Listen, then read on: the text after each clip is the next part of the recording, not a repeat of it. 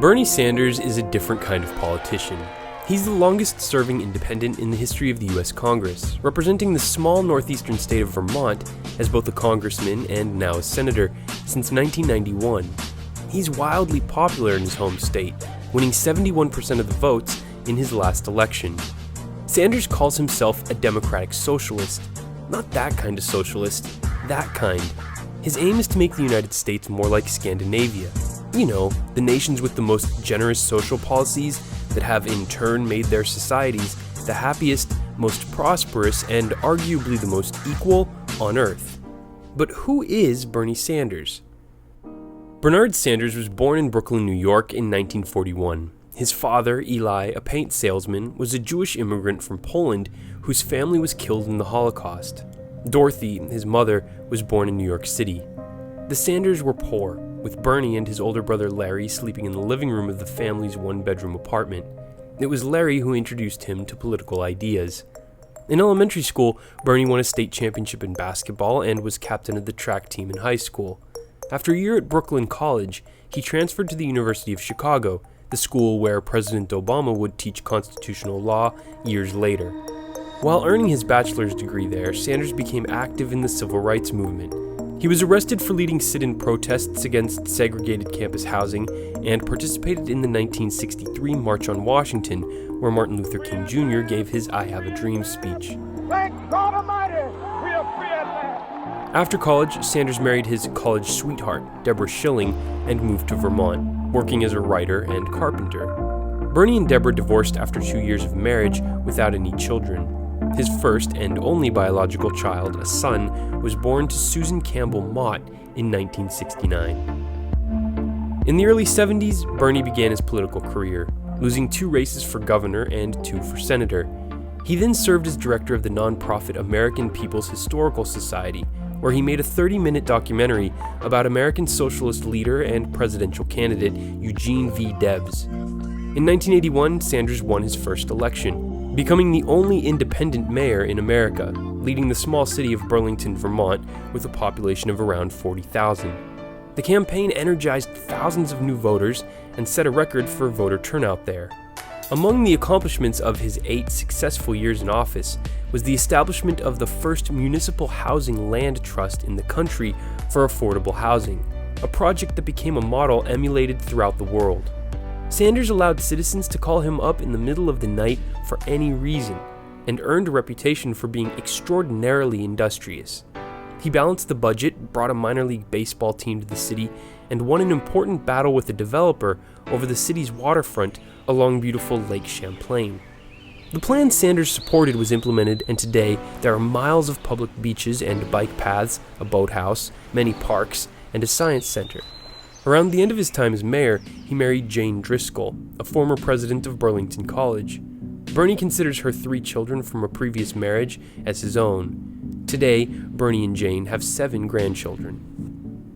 In 1990, Sanders became the first independent elected to the U.S. House of Representatives in 40 years, but he was flat broke when he won the seat. In fact, he and Jane had to borrow some money from a friend to go on vacation in Mexico for a week after winning. During his 16-year tenure as Vermont's one and only congressman, he co-founded the Congressional Progressive Caucus. Not long after, Congress passed Sanders' first signed piece of legislation to create the National Program of Cancer Registries, what some have called the cancer weapon America needed most at the time.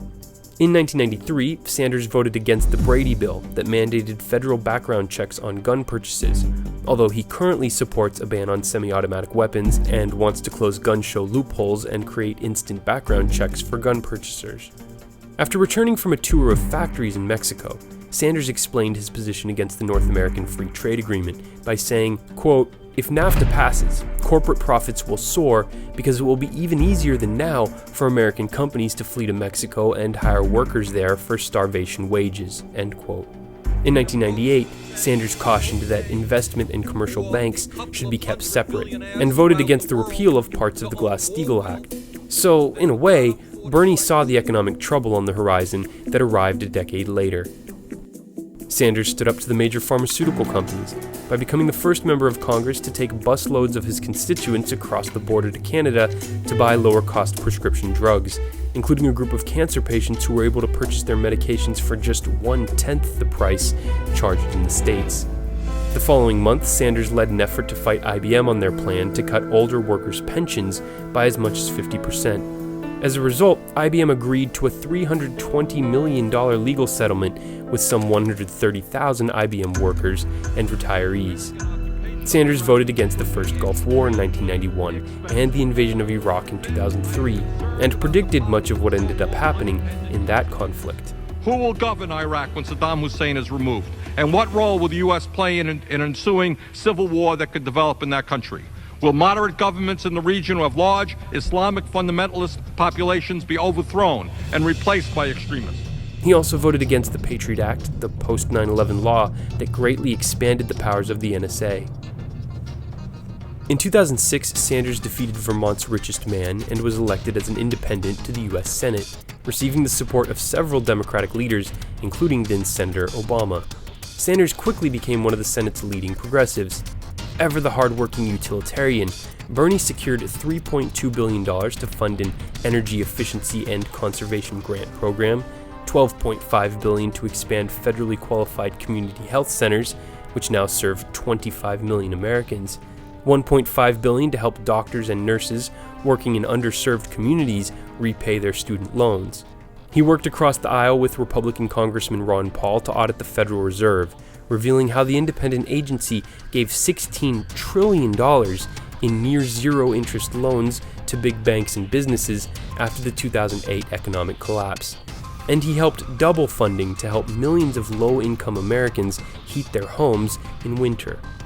In 2010, he gave an 8.5-hour-long speech against the extension of the Bush tax cuts, which were the key reason, along with the Iraq War, for America's ballooning budget deficit.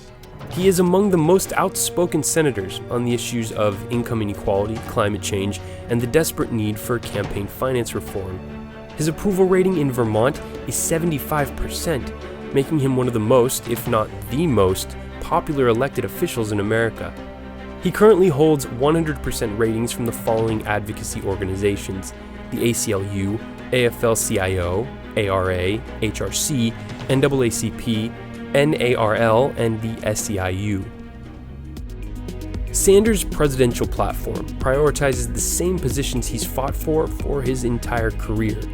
Bernie is calling for free tuition at every public college and university in America, a $15 national minimum wage, a single-payer healthcare system, a $1 trillion jobs and infrastructure bill, comprehensive immigration reform, raising taxes on the wealthy and corporations, a carbon tax to address climate change, criminal justice reform to focus on rehabilitation, and, perhaps most importantly, restricting money's influence on politics by making all elections publicly financed.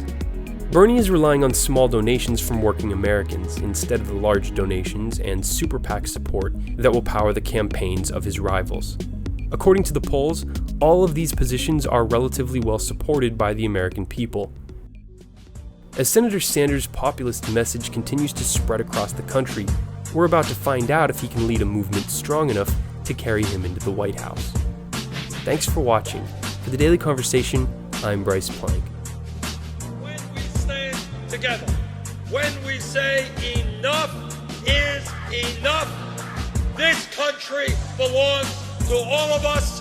When we do that, there is nothing we cannot accomplish. Thank you all very much.